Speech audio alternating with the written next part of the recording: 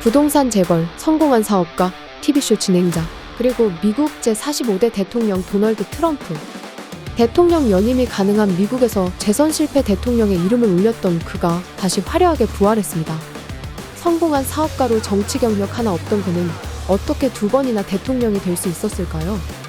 성공한 사업가에서 대통령이 되기까지의 이야기, 지금 시작하겠습니다. 1946년 6월 부동산 재벌가의 차남으로 태어난 도널드 트럼프. 그의 집은 뉴욕 퀸즈에서도 부촌으로 유명한 자메이카 이스테이츠에 있었죠. 전형적인 부잣집 도련님이었던 트럼프는 자신이 원하는 것은 모두 다 손에 넣을 수 있었습니다.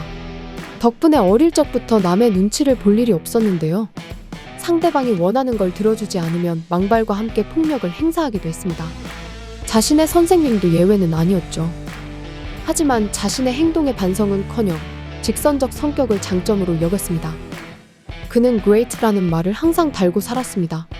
언제 어디서든 어떤 문제든 자신이 최고여야 한다는 생각이었는데요. 하지만 그런 그에게도 좌절은 있었습니다. 트럼프는 아버지의 부동산 사업을 이어받았습니다. 아버지가 트럼프의 사업 수완을 인정하면서 그는 빠르게 사장 자리에 오를 수 있었습니다. 트럼프는 회사 이름을 트럼프 기업으로 변경했는데요. 사장이 된 트럼프는 맨해튼에 주목했습니다. 외곽 지역에만 투자하던 사업을 확장하려 한 것이었죠.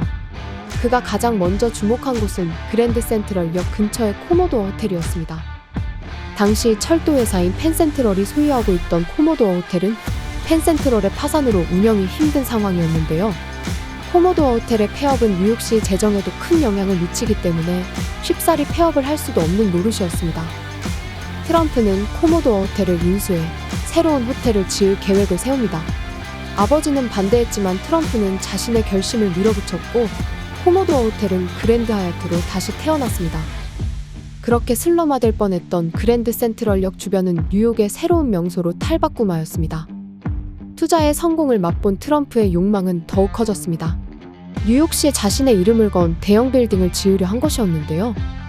11층짜리 보니트 텔러 백화점을 매입하여 58층 빌딩을 완성해 자신의 이름을 따 트럼프 타워라고 이름 붙였죠. 이제 미국에서 트럼프라는 이름을 모르는 사람은 없었습니다. 그의 미래는 장밋빛으로 보였습니다. 하지만 1990년대로 들어와 미국 경기가 침체되면서 야심차게 오픈한 카지노 호텔이 어마어마한 빚을 지고 문을 닫았습니다. 영화 나홀로 집에2에도 등장한 플라자 호텔도 인수했으나 이 역시 뜻대로 되지 않았고 결국 지분을 포기하며 이름뿐인 대표가 되고 말았는데요. 연이은 파산으로 도널드 트럼프에 대한 은행의 신뢰는 바닥으로 떨어졌습니다. 사람들은 그의 시대도 막을 내렸다고 생각했죠. 그러나 그는 기적적으로 부활합니다. 유명 배우와의 스캔들, 이혼과 재혼 등으로 세간의 관심을 모으기 시작한 것이었습니다. 그러다 우리나라 대우그룹과 합작으로 지은 초고층 주상복합 건물 트럼프 월드타워가 큰 인기를 끌면서 다시 성공한 사업가로 자리매김하게 됩니다. 이후 그는 자신의 이름을 건 브랜드를 만들기 시작하는데요.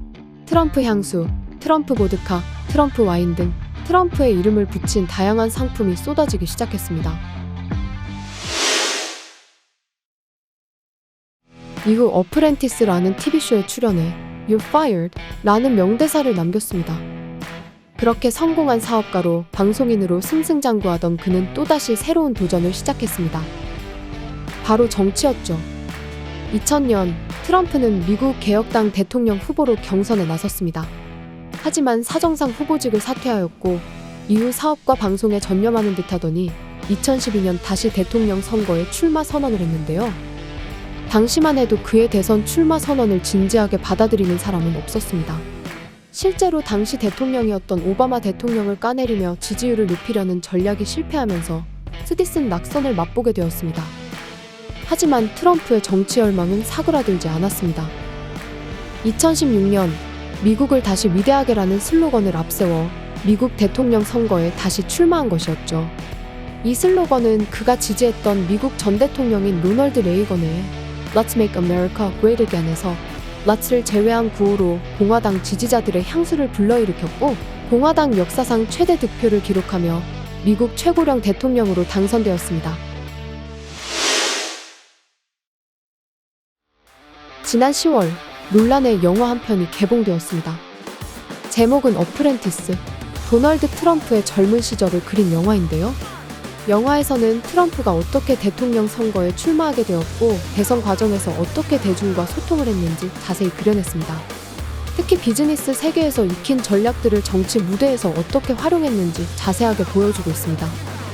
트럼프는 자신의 SNS 계정을 통해 이 영화는 거짓이며 보이적 악담으로 가득 차 있다고 비판했는데요. 과연 진실은 무엇일까요? 내용이 진실이든 거짓이든 도널드 트럼프는 현대 미국 정치의 중심에 서 있는 인물이라는 점은 무시할 수 없겠죠.